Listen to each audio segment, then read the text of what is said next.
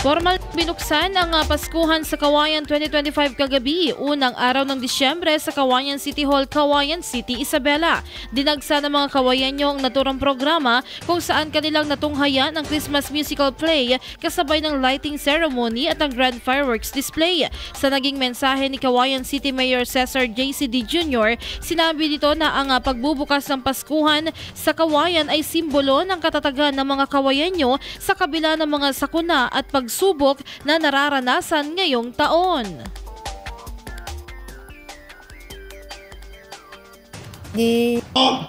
Only signifies that Kawayan City is really and truly a character of bamboo.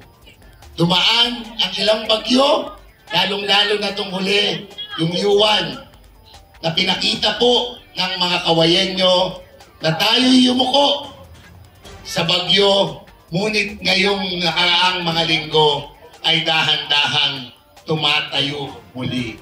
Kaya po, ngayong gabi ito din ay simbolo ng ating resiliency, katatagan dahil sa pagkakaisa ng bawat isang proud kawayanyo.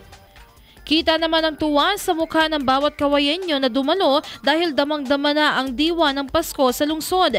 Samantala, kasabay ng pagbubukas ng Paskuhan sa Kawayan 2025 ay ang pagbabalik rin ng Banchetto Kawayan kung saan tampok naman ng iba't ibang pagkain na maaaring pagsaluhan kasama ng pamilya at mga kaibigan ng mga dadalos sa lugar.